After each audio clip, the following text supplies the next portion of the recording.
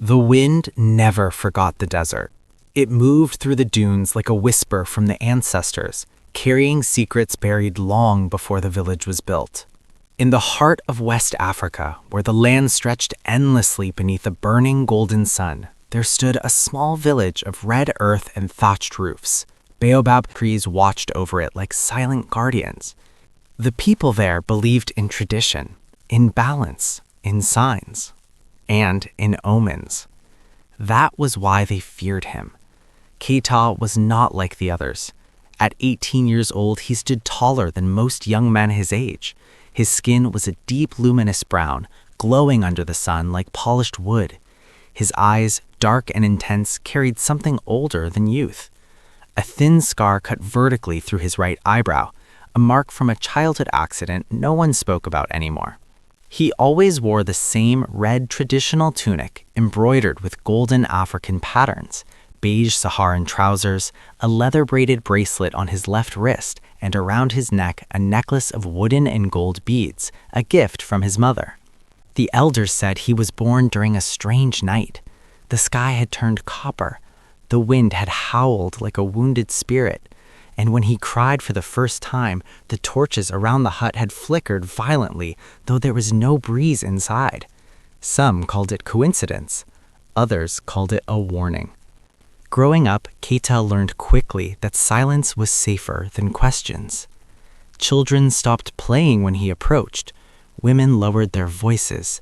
Men watched him with guarded eyes. Even the village chief, a proud man hardened by years of drought and conflict, looked at Keita not with hatred, but with caution, because strange things followed him. When he was angry, the wind would rise. When he was afraid, the air grew heavy. When he felt pain, animals nearby would scatter without reason. Keita never asked for it. He didn't understand it, but deep inside he felt something moving beneath his skin, like fire sleeping under ash. One evening, as the sun melted into the horizon and painted the desert in gold and crimson, everything changed. The village drums had gathered everyone to the central square. The chief stood before the people, his beige and brown embroidered robe moving gently in the wind. "There is imbalance," he declared. "Our crops dry too quickly. Our livestock grows restless. The spirits are disturbed." Murmurs spread through the crowd. Eyes turned slowly toward him. Keita stood still, feeling the weight of suspicion pressing against his chest. He could hear his own heartbeat. The chief's voice grew firmer. "Some among us carry forces we do not understand." Silence. Then a whisper. "It is him." Another voice. "He was born under a broken sky." Keita clenched his fists. The leather bracelet around his wrist tightened as if alive. He wanted to speak, to defend himself, but fear is louder than truth. Two men stepped forward. They did not strike him. They did not insult him. They simply tied his wrists, and that hurt more. As the rope tightened around his hands, something shifted inside him. Not anger, not rage, something older. The wind rose suddenly, swirling dust around the square. Torches flickered violently. The sky darkened faster than it should have. The villagers stepped back. Keita's breathing slowed. His eyes lifted toward the horizon. And for a brief second, he heard it. A voice, deep, echoing, not from the sky, not from the earth, but from within. "You are not their curse." The ropes around his wrists began to tremble. Golden light shimmered faintly beneath his skin. The crowd gasped. The chief took a step back. Keita did not scream. He did not struggle. He simply stood there as the wind circled him, not violently, but protectively. And in that moment, the boy they feared began to disappear. Something else was awakening. The ropes snapped.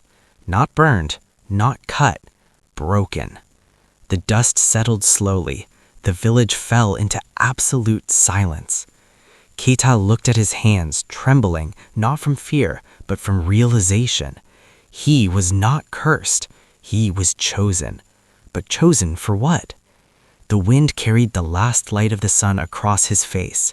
And far beyond the dunes, something ancient had opened its eyes. Silence did not last long in the village. Fear never sleeps for long. After the rope snapped from Keita's wrists, no one dared approach him. The dust slowly settled back onto the red earth, but something invisible had shifted. The air felt different, heavy, watching. Keita stood alone in the center of the square, not as a prisoner, not as a child, but not yet as something understood. The chief was the first to speak. His voice was no longer loud. It was careful. "You will leave," he said. No anger, no shouting, just fear disguised as authority. The villagers did not protest. They avoided Keita's eyes as if looking at him too long might awaken something inside themselves. Even his own mother stood frozen at the edge of the crowd, tears glistening under the fading sun. She wanted to run to him, but tradition is a cage stronger than iron. Keita felt it, not their hatred, their fear, and fear spreads like fire in dry grass. Without speaking, he turned away from the village that had raised him. The red earth felt different under his feet now. Every step toward the desert carried both pain and something else, a pull. The wind followed him, not violently, but deliberately, as if guiding. As the last huts disappeared behind the dunes, night began to fall. The sky darkened into deep indigo, scattered with endless stars. The desert, so loud during the day, became a vast breathing silence. Keita walked until his legs ached, until the village lights were gone, until he could no longer hear the faint echoes of drums. And then it happened again. The voice, not around him, within him. "You walk toward truth." He stopped. His breath slowed. "Who are you?" he whispered into the wind. For a moment, nothing answered. Then the sand beneath his feet began to vibrate softly. The dunes ahead shimmered faintly in golden light, and from the rising dust, a shape began to form. Tall, broad-shouldered, made entirely of glowing gold and drifting particles, an ancient African warrior spirit. Its eyes shone like molten sun. Keita did not run. He should have. Any other young man would have. But something inside him recognized the presence, not as danger, as memory. "You carry our blood," the spirit said, its voice layered like many voices speaking at once. "The blood of guardians." Keita's heart pounded. "I don't understand." "You were never meant to." The spirit raised one luminous hand. The air around them shifted. The desert faded, replaced with visions. Flashes of the past. Ancient African warriors standing against shadowed creatures. Women channeling wind with outstretched hands.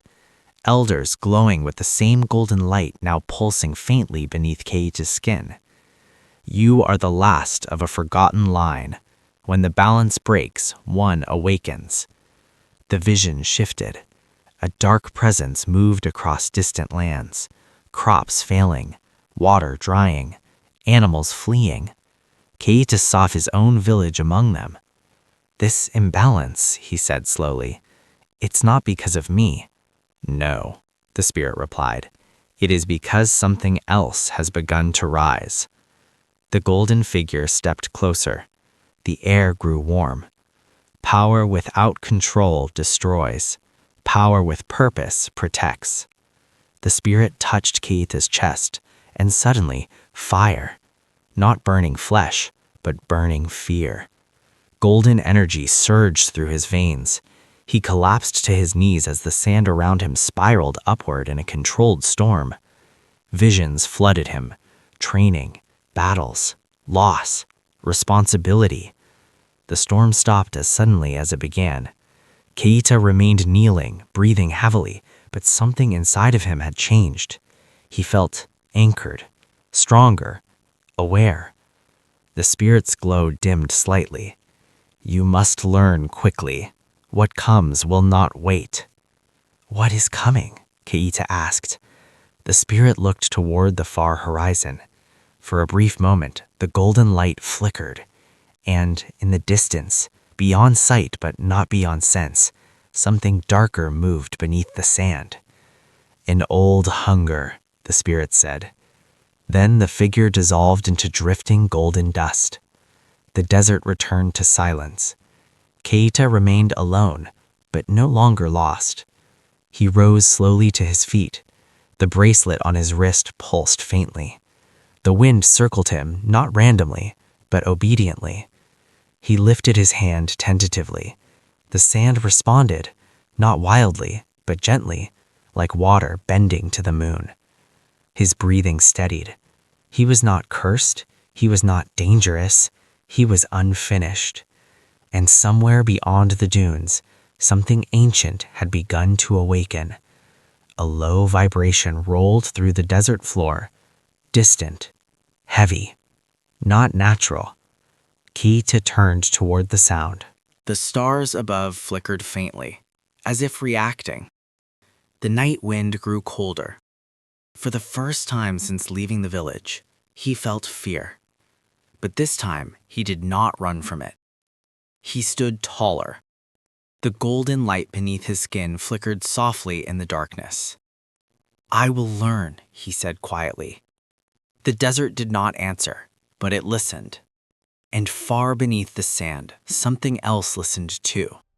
Something that had waited centuries. And now, it knew he was awake.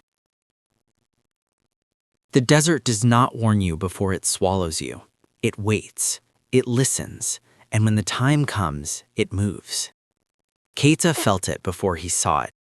A tremor beneath his feet, subtle at first, like distant thunder rolling under layers of sand.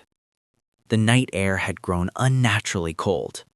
The stars above flickered faintly as if disturbed by something rising from below. He stood alone on the dunes, the golden pulse beneath his skin faint but steady. The leather bracelet on his wrist vibrated softly, responding to a force older than memory. Then, the sand ahead of him shifted, not with the wind, against it. A long crack split through the dune's surface. The earth exhaled, and something massive began to rise. At first, it looked like a shadow stretching upward, but shadows do not tear through sand. Shadows do not breathe. This did. A colossal shape emerged, made of hardened black sand and stone, its surface jagged like volcanic rock. Its eyes burned with a deep crimson glow like embers buried in ash. The air grew heavy. The creature did not roar. It hummed, low and vibrating, like a hunger awakening. Keita's breath tightened. "This is the old hunger," he whispered. The ground shook violently as the creature fully rose from beneath the desert. Its limbs were long and unnatural, formed from compacted sand and ancient minerals. With every movement, dunes collapsed around it. The wind turned chaotic. But Keita did not step back. Fear surged through him, raw and real. But beneath it, something steadier took root. Purpose. The golden energy within his veins flared brighter. The creature's red gaze locked onto him. It had felt his awakening, and it had come to silence it. Without warning, the monster lunged. The sand beneath Keita's feet exploded outward as he rolled aside, barely avoiding a crushing blow that shattered the dune behind him. The impact echoed across the desert like a war drum. Keita scrambled to his feet, heart racing. "I don't know how to fight you," he shouted into the wind. The only answer was another violent strike. This time, he did not dodge blindly. He lifted his hand instinctively. The wind responded. Sand spiraled upward in a controlled vortex, colliding with the creature's arm mid-strike. The impact slowed it, not enough to destroy, but enough to redirect. The creature staggered slightly.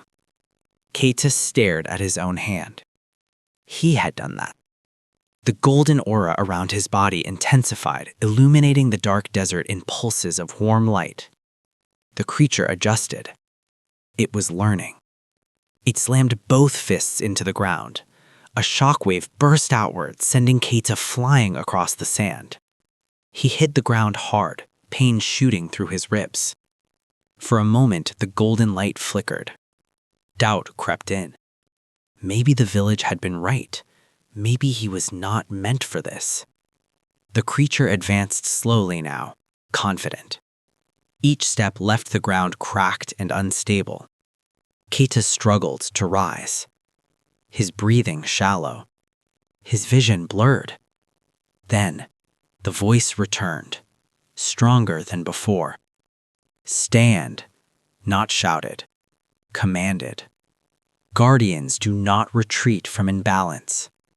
The bracelet on his wrist burned warm.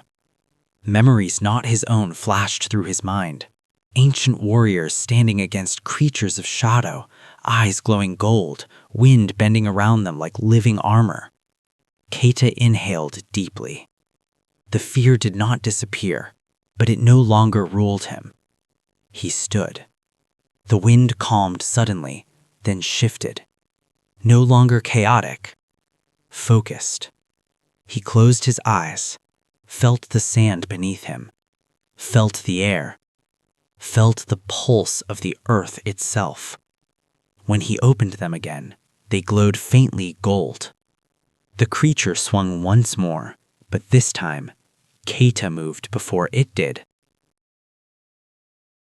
He thrust both hands outward. The desert answered. A towering wall of compressed sand rose between him and the creature's strike, absorbing the blow with explosive force. The impact sent shockwaves through the night. The stars above trembled. The creature recoiled, its red eyes flickering. It was no longer hunting. It was challenged. Keita pushed further. Golden light surged from his chest, flowing down his arms and into the ground. The sand around the monster hardened rapidly, binding its legs. It roared now, a deep, grinding sound like mountains shifting.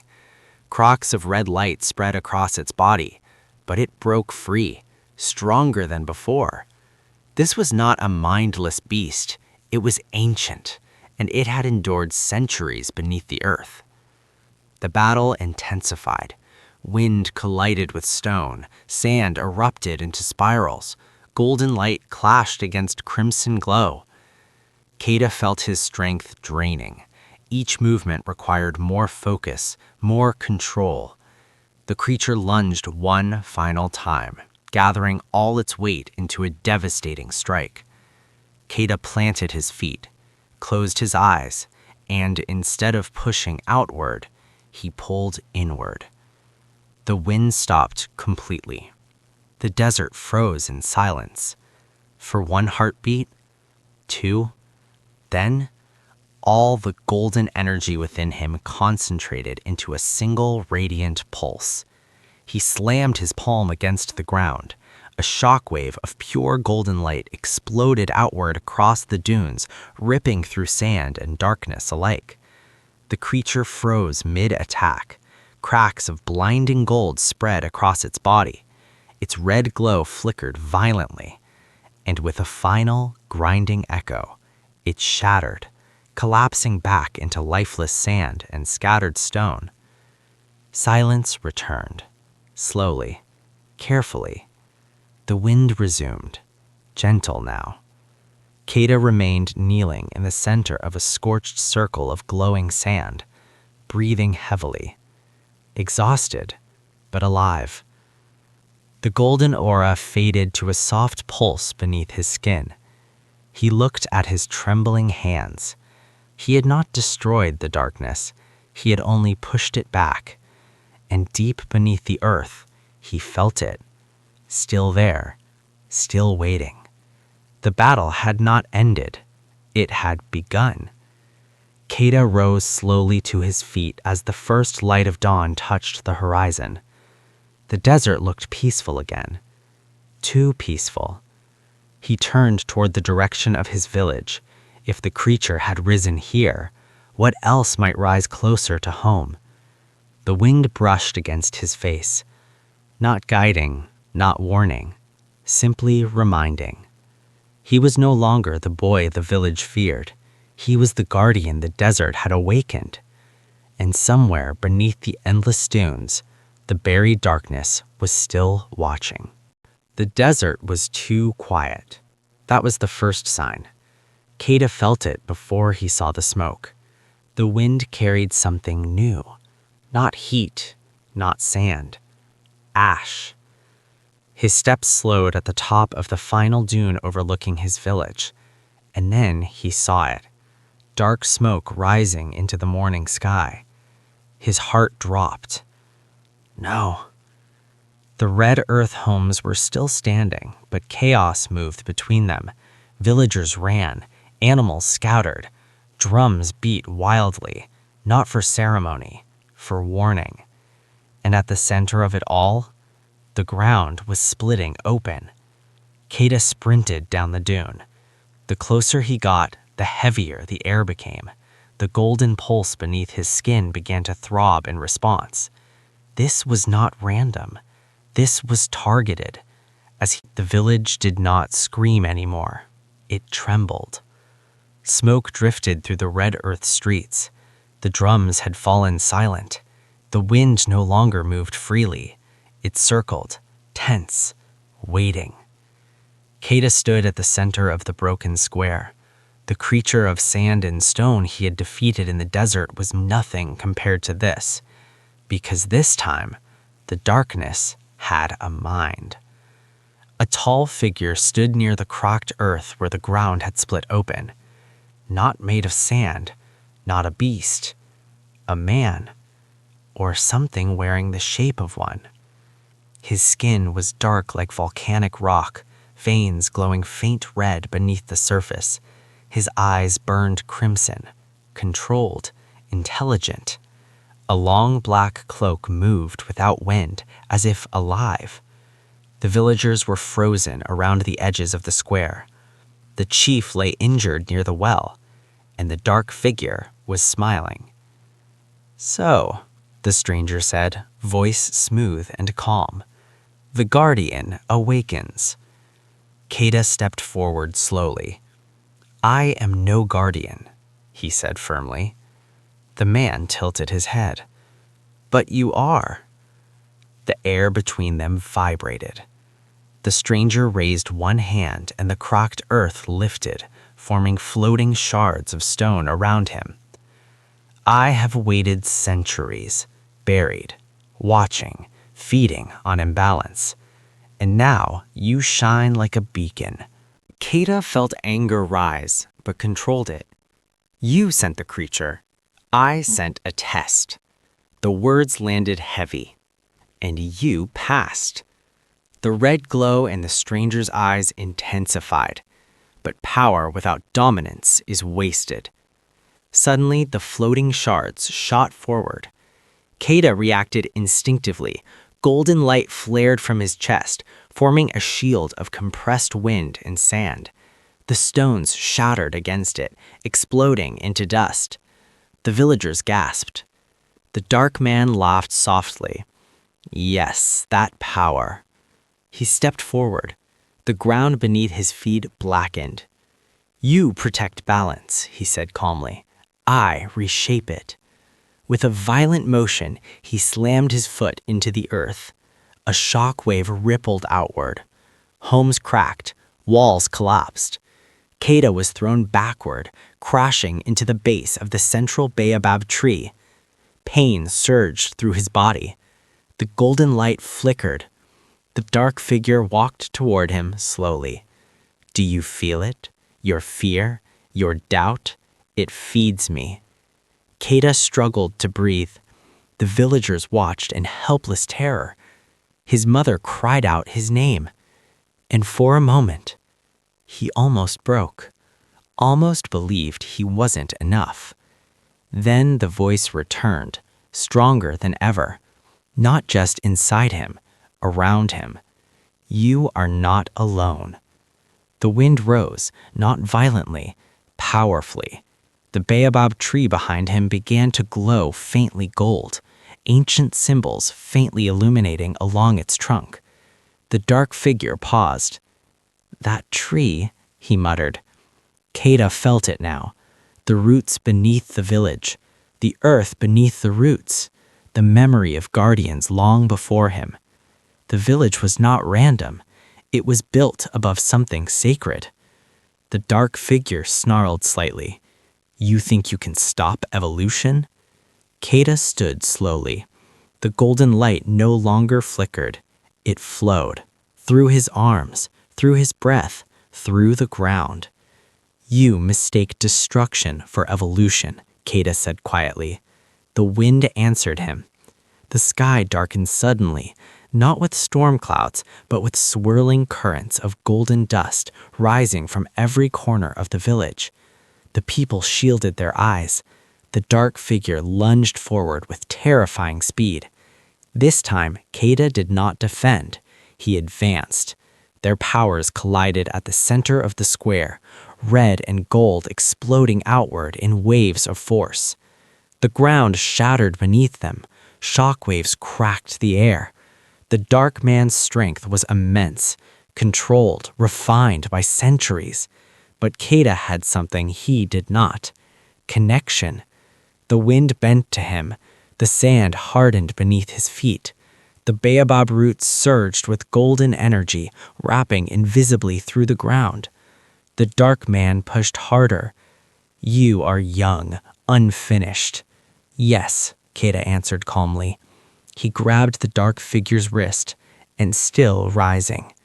The golden energy surged directly from his palm into the red veins beneath the stranger's skin. Crimson cracked. The dark figure screamed, not in fear, but in fury. "You cannot erase me," he shouted. "I am in balance itself." Keita closed his eyes. "No," he said. "You are only what imbalance becomes." The wind stopped completely. Total silence. Then the entire village erupted in radiant golden light. Not blinding, purifying. The red glow shattered from the dark man's body like broken glass. His form began to fragment, not into sand, but into smoke. He stared at Keita one last time. "This is not the end," he said coldly. Then he dissolved into the air, carried away in fading embers. Silence fell. Slowly. The golden light faded.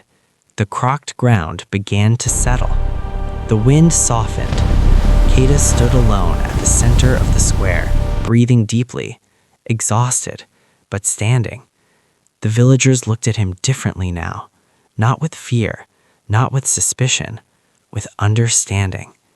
The chief slowly rose, supported by two elders. He walked toward Keita and bowed his head slightly. "We were wrong," he said quietly. Keita shook his head. This was never about being right. His mother embraced him tightly, tears falling freely. The baobab tree behind them stood still once more, ancient, silent, watchful. The village had been damaged, but not destroyed. The imbalance had been pushed back, not ended. Because as the sun rose fully over the desert, far beyond the dunes, a faint red ember flickered in the darkness, watching, waiting, growing. Keita looked toward the horizon. He understood now. Being guardian was not a moment, it was a path. And this was only the beginning.